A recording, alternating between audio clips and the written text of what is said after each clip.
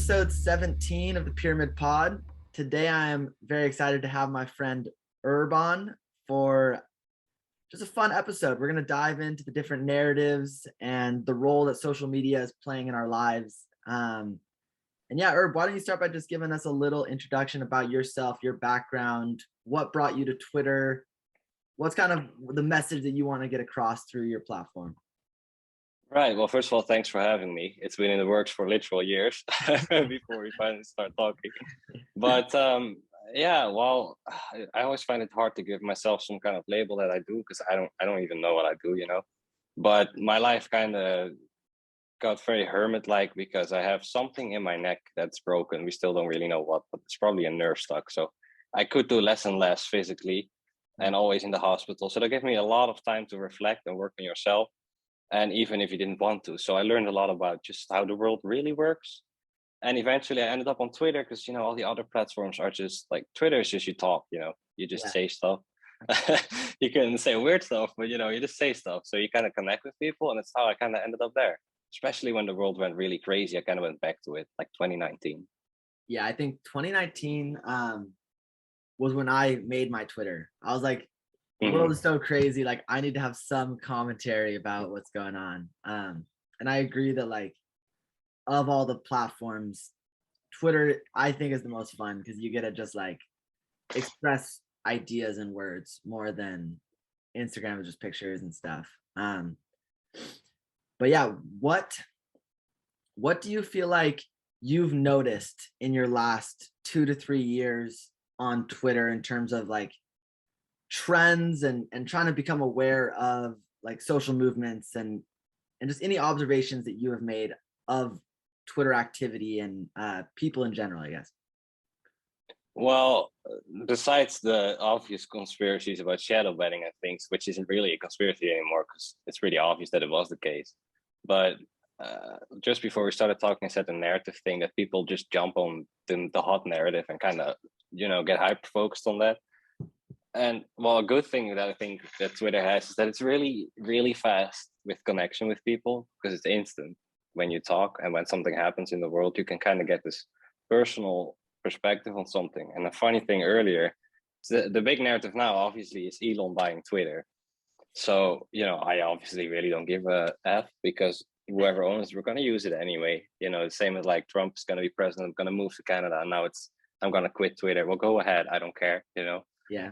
But just earlier, I saw a journalist tweet under one of Elon's tweet who tweeted under a tweet about the New York Post getting banned because they posted this Hunter Biden article. And he said something along the lines of like, it's not right to ban a news outlet for posting a true story. And then another journalist posted that he had so much power with his words, so he should be careful what he says and he shouldn't be an arbiter of truth or something like that. But only journalists could do that. That was basically her point. Yeah. So, you know, that's kind of crazy that journalists are like, only we can, and that's kind of my point with this whole rant. Like what we saw up to this point, I at least, is that they are kind of trying to be the gatekeepers of information instead of journalists, you know, journalize everything and let the people decide what's true. Yeah, I really fundamentally agree with that. And I'm actually working on a side project that's kind of related to that, of like the concept of like, how do we establish credibility?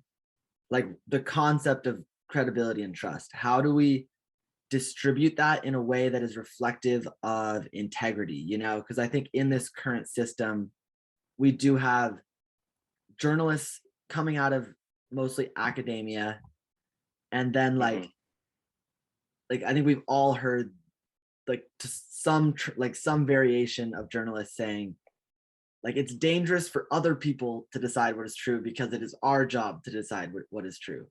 And like, right, I think like giving that power back to the people is really important. Like the credibility should be earned by the trust given to you by the public, you know?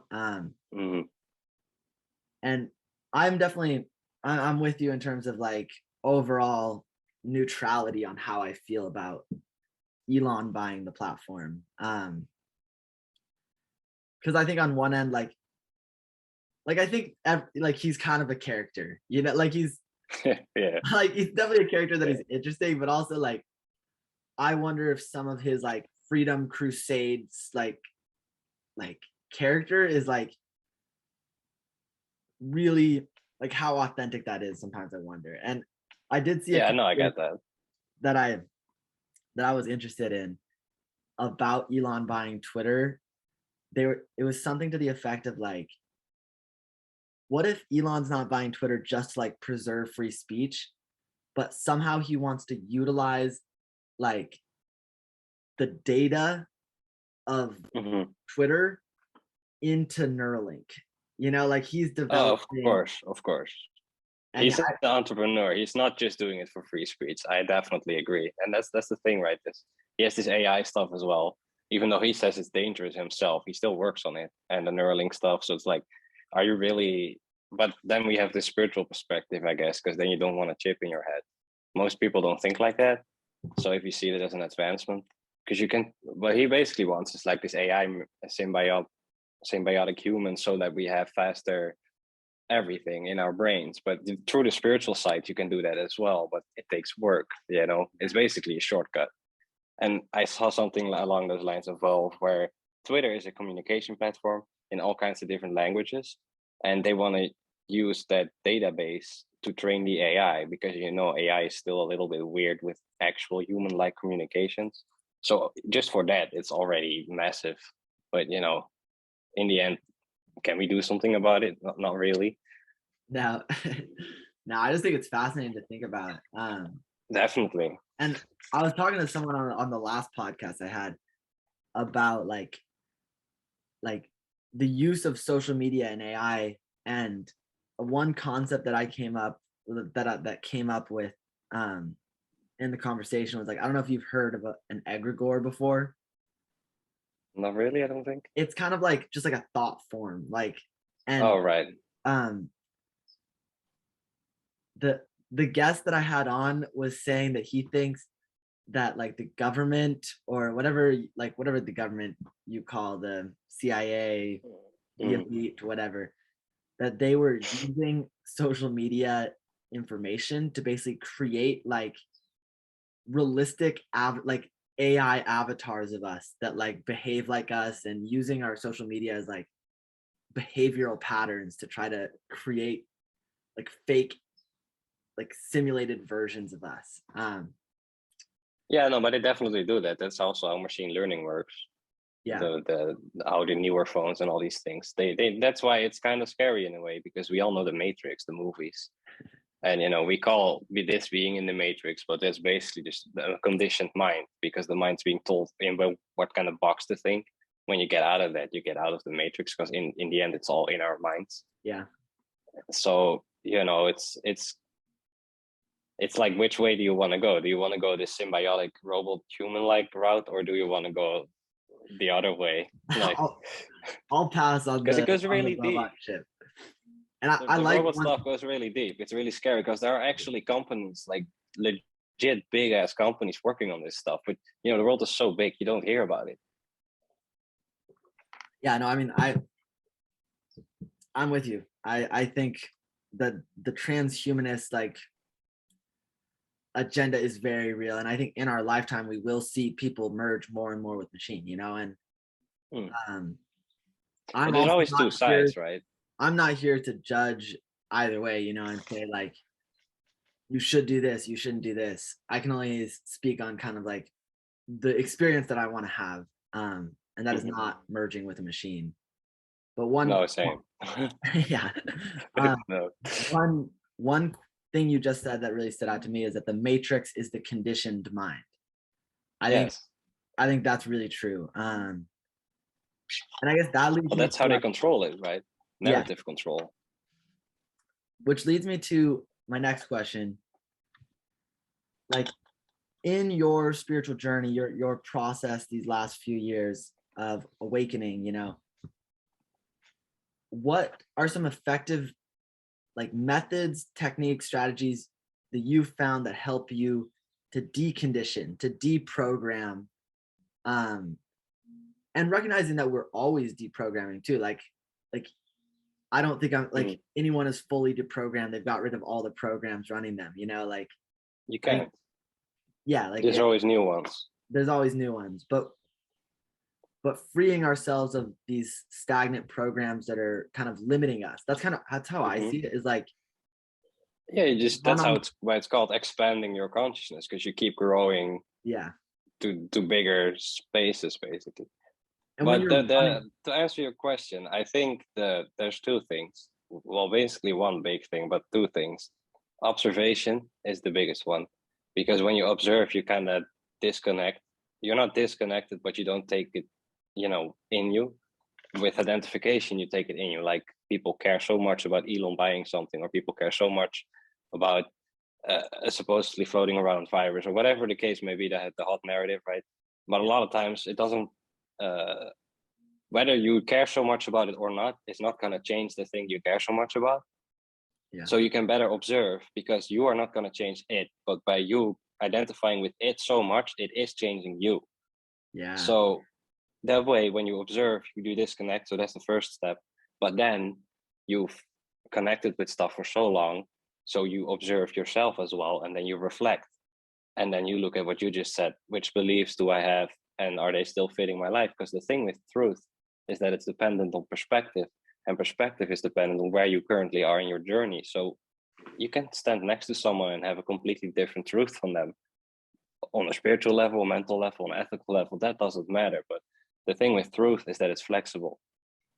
mm, So it's observation to reflection, and then you kind of keep doing that. And of course, you can identify with things, but identification is usually the ego personality part of the mind that identifies, because you are just a soul. It's all just, if you go really deep, it's all just energy. So, you don't need to identify. yeah, yeah. And I think key takeaway is like observe, don't absorb. Like Yes. it's kind of like what you're talking about. And also like detachment, is that same Mm-hmm. concept of like not identifying with everything that like comes across your consciousness, and I agree that like that is kind of how I see ego, is like we have all these thought forms and ideologies and belief systems and sports teams and culture and personality traits, and like we identify strongly with these different um basically thoughts, they're not they're not truly who we are, but we identify with them Mm-hmm. to the point where if I identify strongly as I'm a Democrat, or I'm a Republican, I'm And even that changes, right? You totally, might change over time to one or the other. definitely. And when you're identified with something, like then when that thing is attacked in some way, you feel attacked, which Yeah. Yeah. it's Because it something that like, attaches you. yeah, it's something that I've like in my process tried to be really aware of, is like I've gone through different beliefs, I've let myself shed old beliefs, adopt new beliefs, shed them, and kind of like evolve in that way. And whenever I catch myself like feeling really defensive, like Mm-hmm. something gets attacked and I feel like really defensive, like just taking a step away from it, right? Like, and like, why am I defensive about this? Like, Mm-hmm. because Why it's, do I make it personal? yeah, why is it personal to me? Like this, Yeah. the fact that it's personal to me probably is showing me something in myself that I need to work on. Like, and I think that goes to your second point of like the reflection aspect of it, where you can live in a state of like constantly being triggered by everything, and Mm-hmm. and in that state, like the problem will always be outside of you, which is kind of what I think of when I see PC culture sometimes. It's like people that are perpetually triggered by everything, and so they're Yeah. convinced that the problem is everything outside of them, and everything needs to be like the whole world needs to change to like not trigger them. and Mm-hmm. and before I get it, like obviously I think we should be respectful of each other and accepting and all that, but like ultimately when you're getting triggered, like the solution isn't going to come from outside of you. It's going to come from the way you approach your own triggers and you heal your own triggers. And then like when you've healed from whatever you were really attached to, and you've kind of like either accepted that in yourself or integrated that in some way, like then those old triggers, they won't affect you in the same way. And that I feel like is really liberating, because you don't feel like you have to like go around defending some ideology, some truth all the time, you know, which I think we even see in the truth seeking community too. Yeah, a lot of spiritual ego. They trade the normal ego for spiritual ego.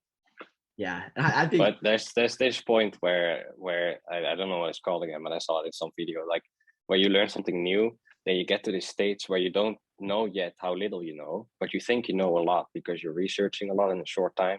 And that's what you see a lot with newly awakened people, because it's becoming a trend, right? So it's, but same with all these tarot readings and or these astrological tweets where it's like, if you wear, and then it's like 3 tweets of if, like there's no real message there anymore. It's just because everybody's doing it. Yeah. But I agree with everything you say. And an easy other trick that I use, and obviously I'm not perfect, and we're talking about extreme trigger cases here, or cases where like, because sometimes you identify with something like your kids, or like there's good cases as well. We're just talking about the negative side of it. But something I try to do is, if there's something, can you do something about it? Yes or no? If it's no, then you need to let it go. If it's yes, then the question becomes, can you do it right now or later? If you cannot do it right now, you like plan it. If you can, then you do it immediately. So you kind of, you get rid of the issue in your head no matter what, because you can either do it immediately, plan it, or you can't do anything. So you just need to stop, because otherwise we get into overthinking, which leads in all kinds of other issues. Because the ego is basically a thought form as well. It's a personality thought form. So it feeds you thought, and it looks like they're your own, but they're not. And they're often really aggressive in a way. Yeah. I think it reminds me of, I don't know if you've read The Power of Now. Yes, I probably have. It's a good one. It's somewhere here. But Eckhart says there's like in any situation, there's like 3 things you can do about it. You can, and hopefully I remember them. You can change. Okay, if there's a problem, right, in your world, in your like experience, okay, something that you are not happy with, you can change the problem. Like you can address it. You can go out and seek proactive action to fix the problem. You know, that is like option 1. If the problem is not fixable, if it is not within your power to go fix it, you can remove yourself from it. You can just remove your presence from the area where this problem is like present. And if both of those options aren't viable, then you can change your perception of the problem to create internal freedom, you know, which because sometimes like there's things like that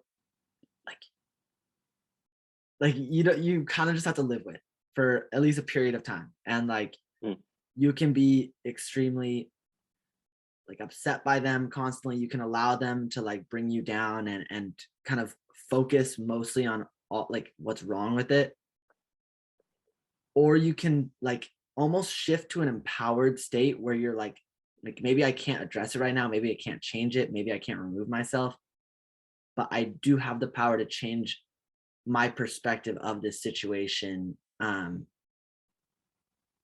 give myself more like the permission and freedom to be happy and to be in the state that I want to be regardless of external circumstances.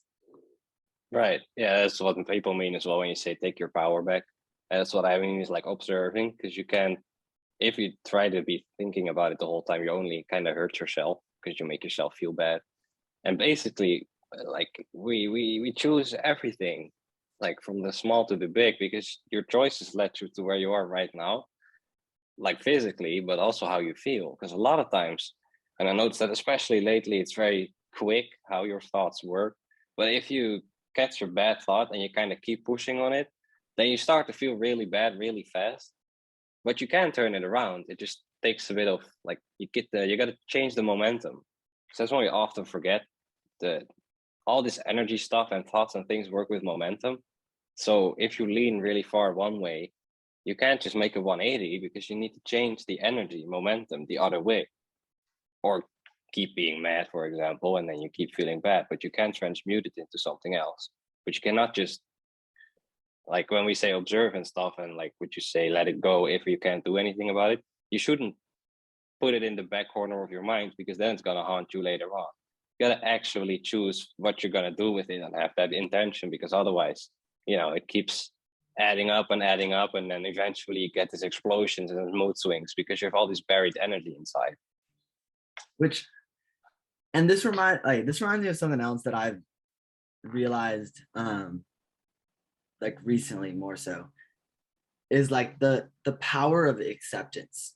Like not just like accepting other people for who they are, but like when we think of the problem solving method, like my background is in engineering, just for context. When you think of like solving a problem, the first step is accepting the problem. Like you really cannot address the problem until you accept the problem.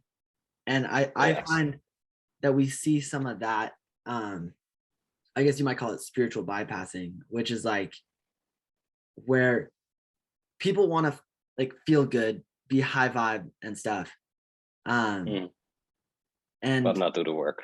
Yeah, but not do the work, and right. and on like and that's like the microcosm, right, of like the individual wants to like choose happy thoughts, choose this, which is valid, but then doesn't want to address any of the problems they're facing, and they end up with kind of like a superficial happiness that isn't really sustainable because they're avoiding their placebo to themselves. Yes, yeah, they're avoiding the shadow work that is involved with like true evolution. And then we also see that on like the macrocosm of the world, where like there are serious problems, like objectively serious problems with the way the world has been run. And I guess you don't even have to call them problems, but just like there's some dark shit going on in Earth, that I think like when I think of like our purpose in being here, it is to transmute that, to like bring some of that into the light, into awareness, and then transmute it to allow for like further evolution. And that's where like you walk this fine line with like conspiracies and stuff, where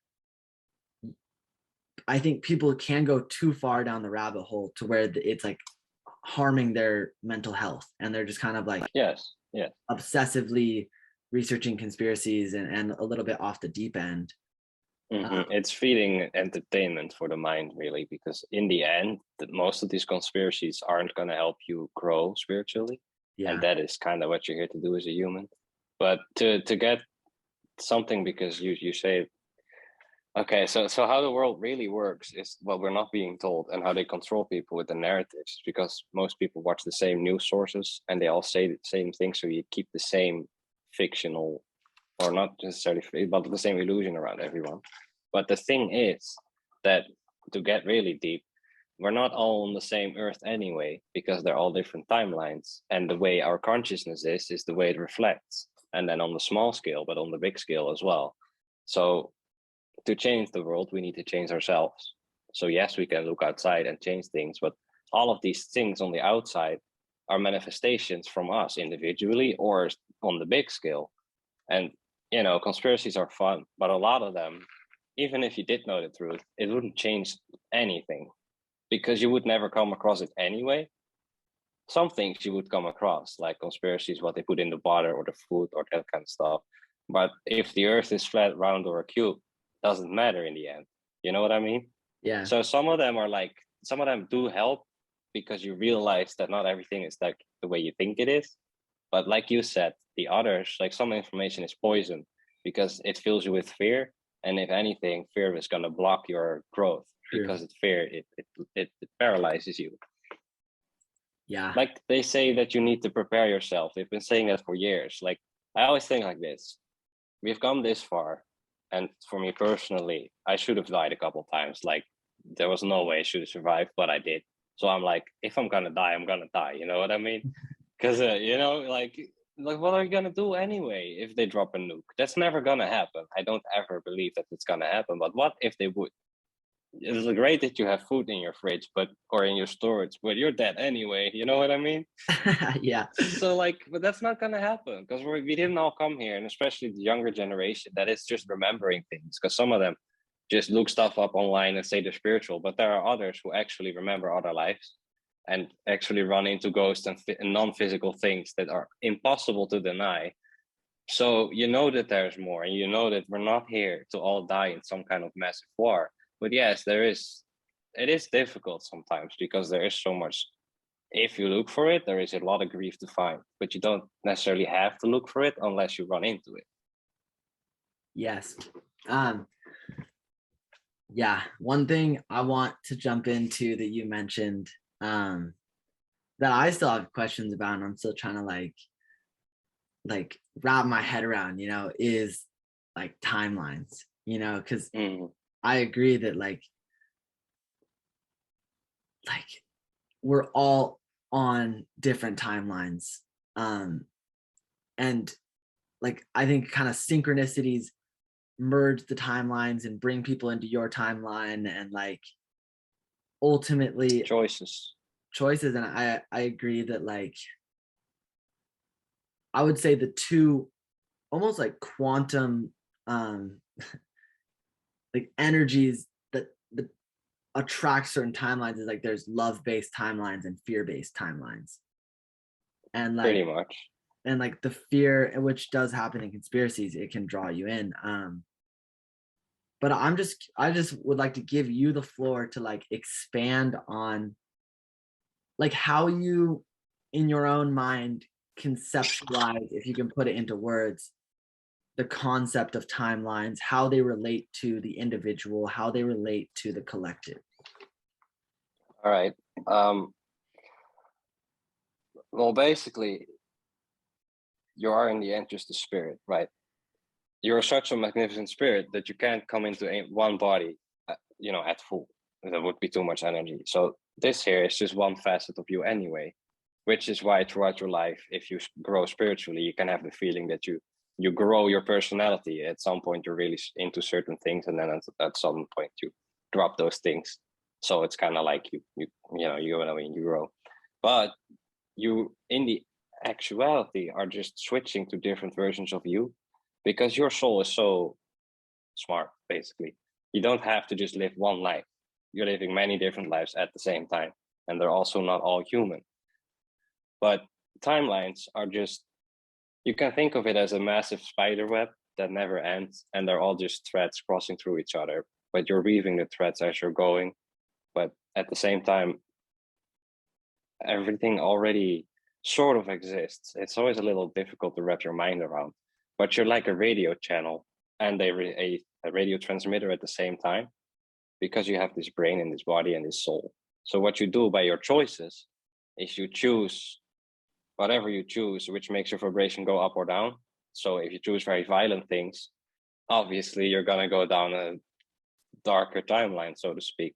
But it all has to do with your current attunement, which is also why you can find anything in the world, which is what I meant earlier with, you don't have to seek for negativity because you have duality here. So whatever you're going to seek, you will find, definitely, if you seek long enough. Sometimes it goes quick, sometimes it goes slow. Quick example, you get a car, it is a Nissan. You see Nissans everywhere, but they were always there. You just don't pay attention to them. You get a tattoo, you see tattoos everywhere. The thing is, you have the conscious and the subconscious mind, and there's a filter in between. The filter is your beliefs and whatever your biases are, your ethics, all these things, because you get all the impulses all the time. but the conscious mind would get confused, which is the same with these timelines. You switch between timelines all the time. Every time you make a different choice, because it's energy and it cannot be destroyed, it has to be created. So let's say right now I'm thinking about going to the toilet or not. Obviously I won't go because I'm sitting here, but a version of me has to go because I thought about it. It's a very dumb example. And a lot of times the ego is like, what the fuck is this guy talking about? Because the universe is so simple that it doesn't sound accurate, but it's all automatic. It's all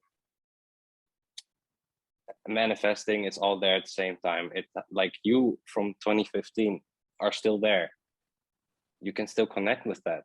And a deja vu is a way that you can remember, or that's you kind of remember that you're switching to a different timeline, or you're like, hey, shit, I think I already did this.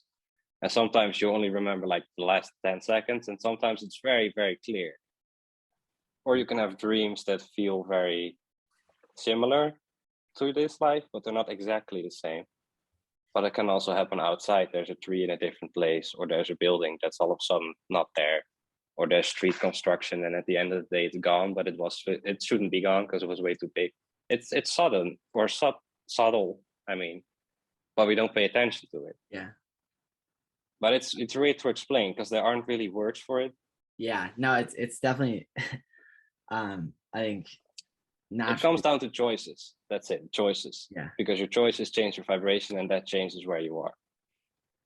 And all right, so this is just kind of like a random example. But let's say like you were like witnessing a battle, okay, like, and there was like a yellow army and a purple army, and this was like 10 years ago, and you witnessed them battle it out, and like you observed like the purple army like overcoming the yellow army, and then like after the battle you like went about your life. Like, is the spider web in such a way where like, because the potentiality existed of the yellow army overcoming the purple army, like could you eventually find yourself in a timeline where like a different result of that historical event occurred? That does happen. That's what they call the Mandela effect. Mandela effect. That's basically that. But you know, they both exist anyway. Yeah. It's just like for us here as a human, it is changing because we are starting to notice that time is a bit weird and things, you know, dreams become more clear, and we are growing, but basically for what we did here with duality and learning and the veil of forgetfulness, so you forget your spirit. Otherwise there wouldn't be many questions because you would know everything. But it wasn't needed to know the other things because it would only confuse you, right? Because you're learning here. And that is still the case, but where intuition it comes from these other places, and your higher self is still incarnated. It's like the highest version of you that's incarnated. Yeah. Because above that is your soul. So like it's always many different things going through each other. And your timeline also depends on what your current like motives are, your intentions. Because like, what do you want to achieve? You know, do you want to get married? Then obviously you can guess what timeline you're going to go to, one that you are married on. But if you don't, then there's obviously another one. But they're all there, but you don't need to know about all of them. Gotcha. It's like at certain times of life. I had a period in life where it was very obvious that there were different me's around. It sounds really weird, but that was just the case. And then after that, it was gone. But I still do run into a lot of spirits and things. Sometimes not very friendly, but so it's like they can all interact with each other, but mostly just the information. So if you run into ghosts, they are also on other timelines. So I can explain that. That will help solidify the other explanation. A ghost, in most cases, is a spirit that hasn't moved on. Like they're dead, but sometimes they don't know that they're dead because it's all an illusion. So if they die and they have usually they have trauma, like they want revenge, or they're very mad at the person that killed them or something like that, or grief. So they manifest what the room was like when they died. Sometimes they cannot leave the room. I had one in this home, and he couldn't leave because he kept himself trapped here. He didn't even know that he was dead, and he wanted to get revenge on the guys that killed him. So he's on another timeline. But obviously, if you look at it through the web concept, very close to my timeline because it's in this house. but he still sees it as it was when he died, because it's not getting updated because he's not on my timeline. Now this home hasn't been renovated, but that's why sometimes ghosts walk through walls, because in their time there's a door there. It's just stuff like that. Gotcha. But they need to move on. The thing is, if you die, there's someone waiting on you, unless you're very advanced. In most cases, there's someone waiting, an angel, guide, whatever, and they take you to where you need to go. And God's not going to judge you. You're going to do that yourself. Look at what you've done and whatnot to learn. But that's not the point here. The point is that sometimes they either ignore that individual, or they just cannot see them because they're so clouded mentally with. It's a different kind of mind. It's not human mind, but it's still mind and soul. And they're so traumatized that they see us instead of them, because we are still so high vibe, because that's the issue. They are usually very drained. So they try to feed on humans, and that's because they think you're a source instead of actually going. It's a bit complicated, but maybe the timeline thing like this makes a bit more sense, because you're not going to run into a timeline where humans have the head of an elephant and the legs of like that's too different. It's obviously small changes, and that's why I said building momentum earlier. To change ourselves in the world, we need to build this momentum towards this positive earth that we all want. And the more we do that, the bigger scale also goes there, instead of just our individual. Because you can have a very good day and then you go to the collective and then you're like, oh my God, that's bad. That's bad. Different timelines. Yeah. I have one more question kind of surfaced for me about timelines that came up when you were like explaining that you felt like there was like multiple yous living out multiple different, like almost like choices, desires.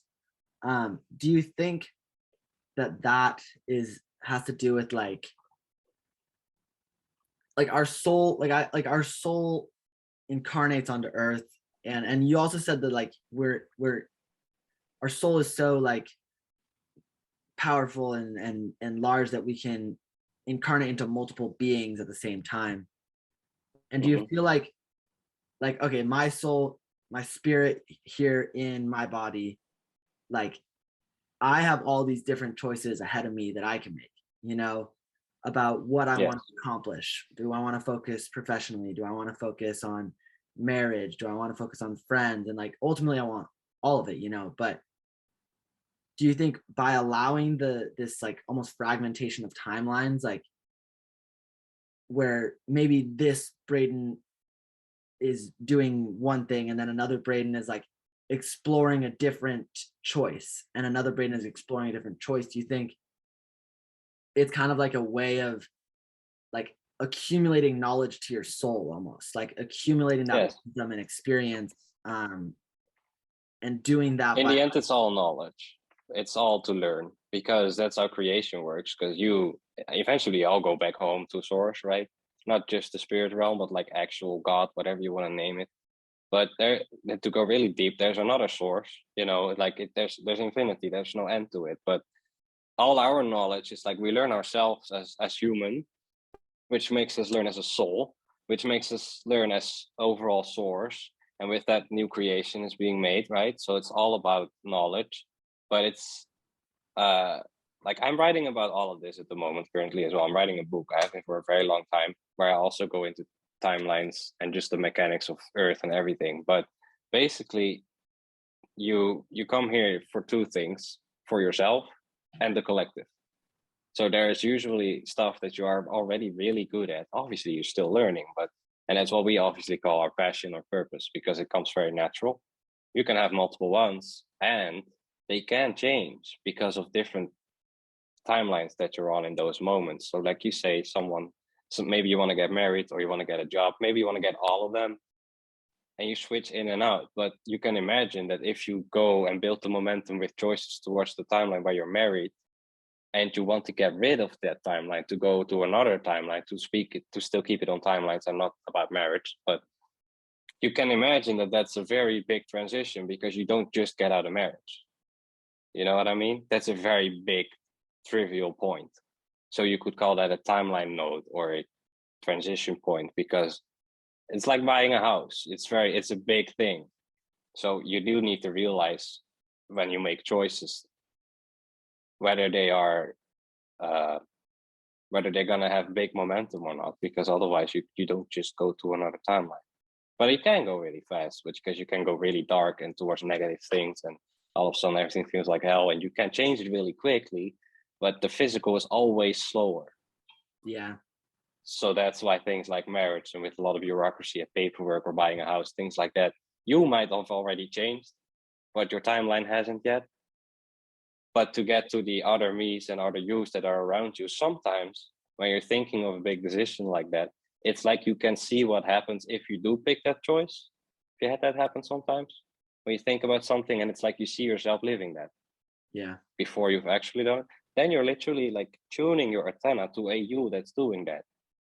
So you can kind of see yourself doing that before you do it to decide if you do or do not want to do it. And we all do this, but we're becoming more conscious of it. That's how you use timelines all the time. Sometimes you see yourself literally doing it. Hmm. But as you see, like when you talk about one thing, you come to the other and like it goes really deep. So like in the book, I tried to put illustrations in and stuff as well, because it's, like I said, there are no words for these concepts. Yeah. That's always the issue. Like the whole, basically the human part of this awakening, it's in the thing that really bottlenecks it is the mind that needs to get used to new concepts, because the brain and all is fine, but it's the human mind. Like sometimes you can really feel like it's heavy on the mind when you learn new information, because it's, you know, like dreams. It's symbolic because it doesn't have concepts. It doesn't know what to do with it.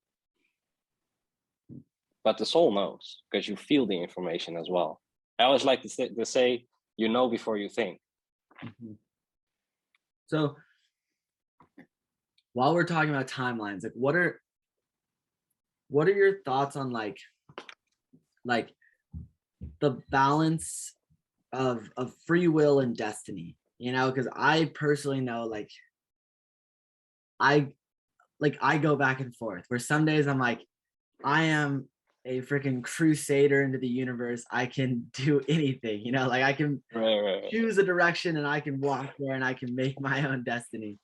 And then other Yeah. days I'm like, this is already Fuck no. written. This is already written. Like I am filling my role. I am showing up as myself, and like maybe I can take different paths to get there, but ultimately like there is some node that like Some things are destined. I end up here. Like I end up here, and I can go from here to here in like a lot of different ways, and maybe that's like my free will. But like, Well, yeah, that's kind of how I think of it as well. Because you have free will on Earth in the sense that you come here and you some people call it soul contracts or whatever. You plan things as a soul, mhm, but they can't change, right? Because you can't just, first of all, you forget them, you don't know, so it's very obvious that you can fuck it up. But I think it's the same way as what you just said, because like there is a certain thing you came to do, and like I said earlier, I should have died a couple times just from a physics standpoint, but I didn't because something happened. Like it was very obvious. So in that way, I do believe that for some things we are destined, but it's our free will to choose how we do it. Like you said, like how you get there, or because it's still free will, because in the first place, before you even came here, it was your own choice and you agreed to do that very thing that we call destiny. You know what I mean? yeah, It's the ego that thinks that it doesn't have free will because of destiny, but you already chose to do it before you even had an ego, before you was even human. You know what I mean? So yeah, it's yeah, always different levels. But like I said, you can plan to do it in a certain way before you come, but the plan always changes because when you get here, yeah, it's a lot harder than we thought it would be. yeah. You have to call an audible. Yeah, Like, you really do. um, Yeah, it's so like complicated being human. Well, the ego makes it complicated at times because life is really simple. We just overcomplicate it. yeah, yeah. I find words can like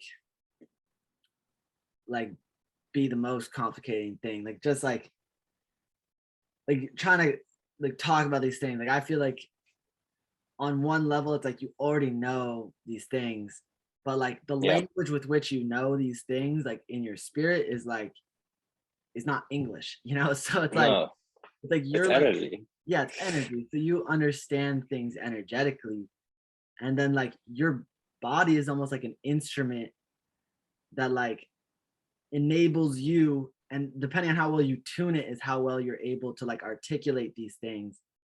But to Hmm. translate the energy into a language, like that is That's such, the hard part. to me And it's like without bias. it's an art form, you know, to help. Like that's why I love Twitter too, is like coming across those people that I find like, you have found the words for this thing that I feel, you know, like Yes, like those, music. yeah, like yeah, same with musicians. Like musicians are Yeah. magic, you know, really. But it is difficult, especially if it's not your native language. Like Yeah, for me, I got gotten pretty used to it at this point, but still, because there are so many words, but there's a lot of synonyms. So you can use a more fancy word, but it's still a synonym, so it still says the same thing. yeah, So you still don't have the right word. That's why I said you know before you think, because you do. But then you need to come up with concepts. yeah. And I tweeted this the other day. I said,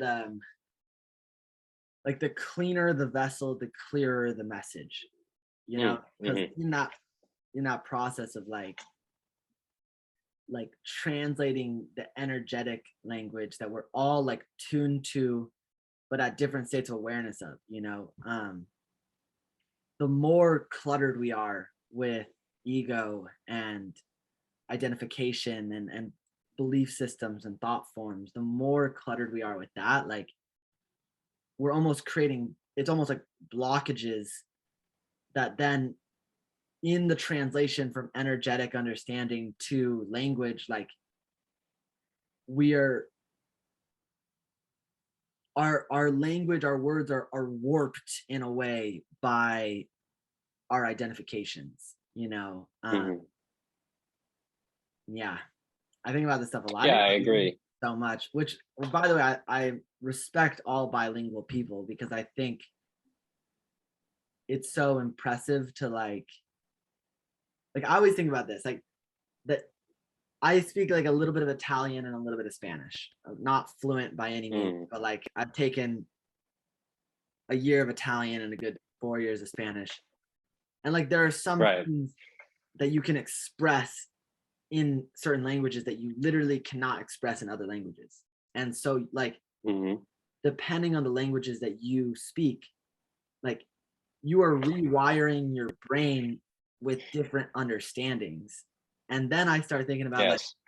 how language itself is like a prison that like restricts our understanding or limits our understandings of everything, you know, like until we have the language for something, like we can't describe it, we can't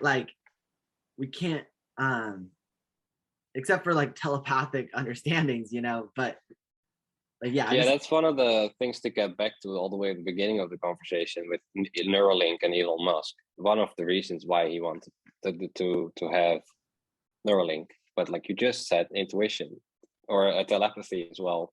mm, That is like I always okay. I have like a lot of things to say, but like we have Wi-Fi and things, right? Nobody thinks about the fact that this shit just flies through the air. But as soon as you mention that telepathy exists, people are like, no, no, that can't happen. How does that work? Well, the same as Wi-Fi. Where do you think they got it from? You know what I mean? But the whole Neuralink thing is like basically that argument is what he made. Like language is very limiting. okay, so I think the Matrix shut us down. We were talking about Wi-Fi and AI, and it was not about it. But No. yeah, why don't you pick up where we left off and just jump into AI, Neuralink, and maybe like the alternatives to chipping us with AI. Yeah, well, we were talking about the language thing, how it's such a barrier at times, and the bilingual stuff, and that sometimes in other languages it's better to say something. And like the Neuralink thing, one of Elon's points was to give us more bandwidth to translate information to each other and the web. But you know, there's also just the spiritual side, which would be intuition, telepathy, and all these things. We already use it, but we're not aware of it. Yeah. So it just takes practice as well. And that's, again, like you have spiritual bypassing, like we said earlier, but you also have, I guess, technological bypassing. Because we use these phones and these things. We're already partly a cyborg. We're already using it so much, and we're so dependent on it. So it's like I do notice that telepathy and stuff is getting stronger as well. But what I also notice, especially just for me personally, like you need to like work on it, not 24/7, but like the spiritual stuff as well. You can't just talk about it and be like, yeah, I'm gonna get that. No, you have to be your own, you know, savior, and you do your own work to develop these skills. Yeah, yeah. I need to I practice think we always my forget that telepathy, everything is a Herbert. copy. Huh? Yeah, no, same. But I think we always forget that all this technology is just a copy of already Yeah, existing systems. Like the internet is like the akashic records, or just whatever you want to name it, where all the information comes from. Like Nikola Tesla said, my brain is just a receiver. In true. the universe, there's this core of information. That's like the internet, but the internet is the physical version. Exactly. It's like a technological knockoff of what we already have. And I had one question for you. Just talking about like the development of language and the restriction of language. Um, do you believe that at a different point, like in humanity's history, when we are maybe at like a different vibration, a different yeah, just like a different state of being, do you think there were times where we didn't even need language and we were just so Mhm. tuned in to the spiritual telepathic side of things? Yes, yes, like Atlantis, Lemuria, things you hear about. Mm. It's just you just communicate with consciousness, but especially in the time of Atlantis, it's usually the males that fucked up and they started to do all kinds of weird things. Like, where do you think Narnia comes from? Where they merge animals with humans and they Oh use yeah, them as slaves. I read a But book about that. Yeah. yeah, it all goes really deep, and like some things you obviously don't know for sure. Sometimes you have memories or dreams, but Yeah. uh, yeah, there have been times, and we are getting back to it because like us awakening, we are remembering things, because all of a sudden you just know things. You just know that you know. There's no denying it, which is basically just ancient knowledge from you from another life, or you just pick up on it because it's time, or you know what I mean, right? Just Yeah. the intuitive. So it is coming back, but again, it comes to momentum. Like you need to find the other people that are on the same kind of vibe, like we are talking right now, and there are other people. If you say this to them, it won't reach them, which is Yeah. fine because they're on another level. And it doesn't necessarily mean better or worse. It just means that they're on another perspective of life. But that's why we come to the timelines again. They're in the same space, but not the same timeline. So it's like, Mm. yeah, but there have been times, and closer than we think as well. Because you hear a lot about Tartaria, and I don't know if you have, but Yeah, I have. I it's closer than we think. That was some of the first stuff I got into in like my awakening was I got super into ancient history, and Mm, my account is Pyramid Realm. Like I yeah. was like as an engineer, I was like so fascinated by the pyramids. Like Hmm. how do they It's build a very these? interesting. And then like the more I researched, I was like, this is insane. Like there's no way this is some primitive civilization that No. like like this is more advanced than us. Like they're thinking about the energetic like vortexes of the world and harnessing that energy to creating like a more harmonious like realm, and I was like, Hmm. that is way cooler than what like What we technology have. we're working with, Yeah. and, Yeah, I know and you then see these depictions of art that looks like electronics, but it's ancient yeah, buildings. yeah, like Nikola Tesla's like free energy generator looks a lot like an Ankh. Yes, yes, it Like does. um and yeah, I got super into Nikola Tesla too. That was another of my like role models in this. Was I was Hmm. like, wow, like this man like developed so much of the technology that we use in our current like society, like the foundation of our society, and yet he was like deemed at the end like a heretic that was totally Hmm. crazy. And I was like, how is he crazy if he is the one that like actually, I don't know, is developing all this? Yeah, that's what they do, right? They blasphemize stuff, and then put people against each other. To name someone else though, that's very interesting. Maybe you've heard of him. It's Walter St. Rawls Jr. and that's the book, The Magnetic Blueprint of Life.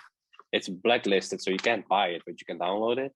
Like, since you're an engineer as well, whatnot, I think you will find this very interesting because it's about how literally everything is magnetic. When people talk about grounding, stand with your feet on the grass and whatnot, it literally physically, with physics, explains all of that and how that works and why it works that way. It's why the pyramids work the way they do, so it gets into the real good stuff, but it's blacklisted, so you can't buy the book. So that there's some truth to it. And it also, it doesn't physically play into it with his words, but I always try to look for patterns. And if you look at the patterns from Nikola Tesla, the pyramids, the blue avians who supposedly built it, and just the patterns of all these things, a lot of times they are the same underlying, but explained in different words or in different ways. Well, I will check it out. That sounds right up my alley. And yeah, I guess we're coming to the end of an hour here, but is there anything else that you want to bring up? Any questions you have for me? Anything that you feel like you really want to get across to the viewer? The floor is yours. Well, it was great to talk, first of all. Yeah, thank you so much for coming on. Really, I had a. Of course. It's always good to connect with people from around the world. Yeah, for me, it's usually at the end of the day, but. Yeah, you're in Netherlands, right? Yeah. Yeah, nice. Yeah, I want to visit. I'm flying out to Europe for the summer, so maybe I'll. Oh, nice. I'll do a little detour, come up to see some Dutch friends. Right? Yeah, just let me know if you're close.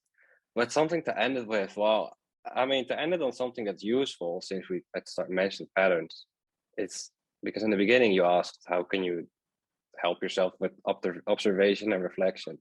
And pattern recognition is, I think, the most important one of literally everything. Because once you observe, reflect, and see the patterns, that's how you can change the patterns in everything, right? So if we see people lying, we can recognize through patterns. Or if we say something, but we still don't do it, it's always the pattern that returns. When we change the pattern, everything else changes. But we get used to a new pattern. So then we need to change that pattern, and then it keeps going. And that the pattern, that system of recognizing patterns reminds me of like what we talked about at the beginning of like liberating yourself from the conditioned mind. Like the conditioned mind is very much like a habitual like entity. It works with patterns. It's just a set pattern of existence, and I think we all are in our own patterns, but in those moments when we truly grow and evolve, it does take that like self-reflection to acknowledge the patterns that we're stuck in order to break out. Like we have to accept the patterns that we are facing. Otherwise to empower ourselves to break free from those patterns. I agree, definitely. Yeah. All right. Well, I think it's a great point to call it a day. But thank you so much for coming on. I really enjoyed our conversation. I'll have you on again for sure. Of course. Thanks for inviting me. It was great. And what is your book called, by the way? Well, it's not out yet, and I don't know when it's gonna be out because I'm trying to work on it. But it's called a Philosopher's Guide to the Universe. I like it. All right. Well, when it's out, let me know, and I will get myself a copy. Will do. Awesome. It talks about basically everything we just talked about, like all the mechanics and things. So it was great, man. Have an awesome rest of your day.